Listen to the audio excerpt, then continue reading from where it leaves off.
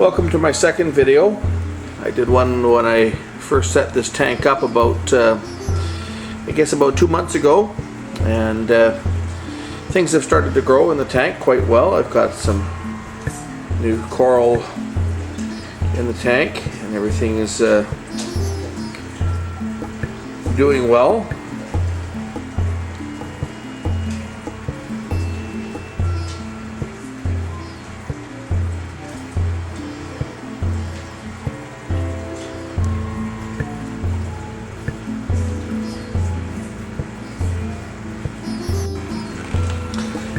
For those that missed my last video, this is a 90-gallon marine tank.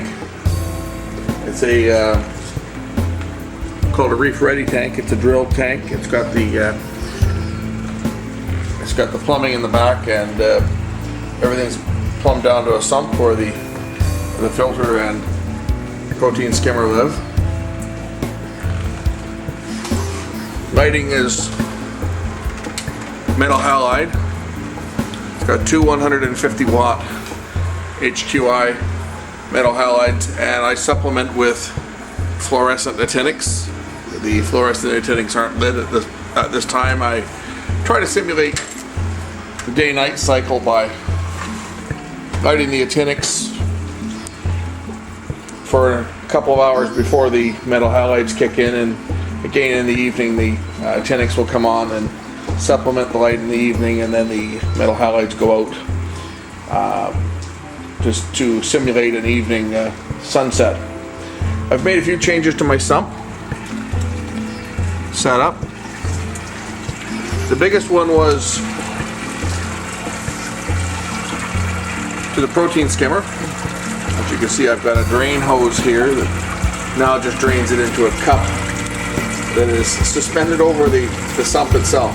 I learned the hard way, as many people have done, when I had the drain line just going into a collection bottle on the outside. I'd come home to find a nice puddle of water when the collection bottle overflowed. So I've learned things the hard way. Now I've got it emptying into a container inside the sump, so at least if it overflows, I won't end up with a big mess.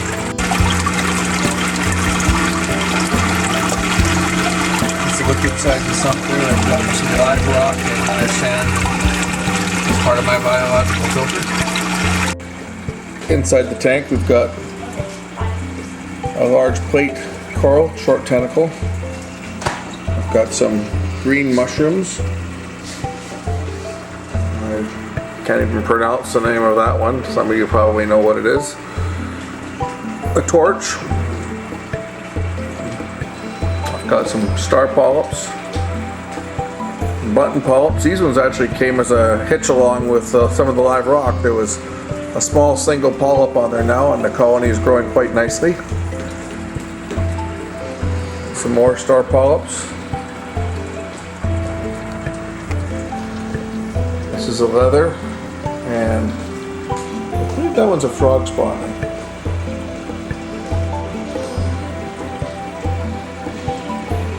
Also growing quite nicely, and I don't know what this is. Maybe some of you can comment on this. I really don't know what this is that's growing on here.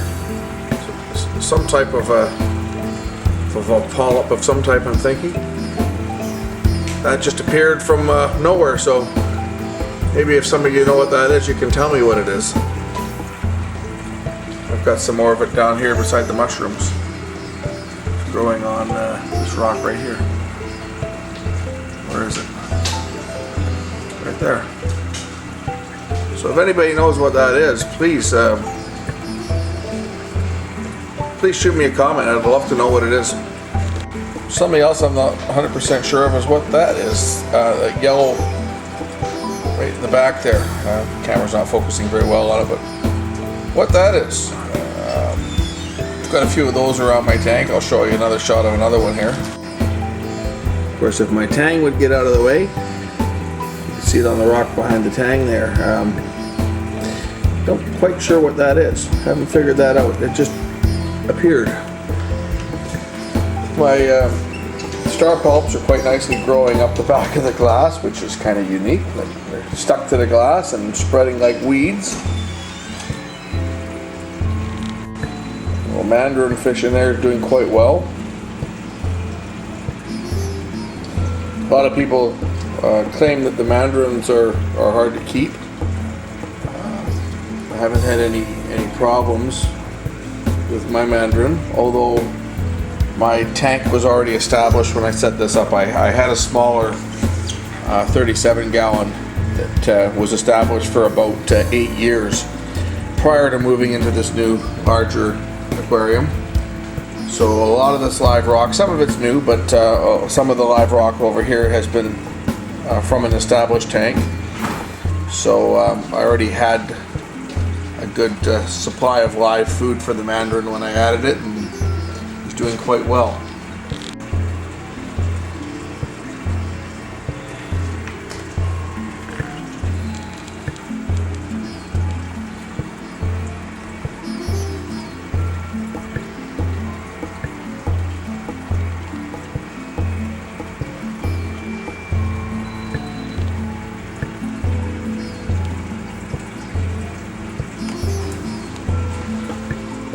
So there's my little tank, and certainly continue to post more videos as time goes on, as things start to mature and grow even more. You can hear them multiplying. This was only two. There was only 2 heads on this one when or 2 polyps on this particular piece when I put it in the tank, and now it's got 4, and there's a 5th one starting at the back. So everything seems to be doing extremely well. So more video to come as things change.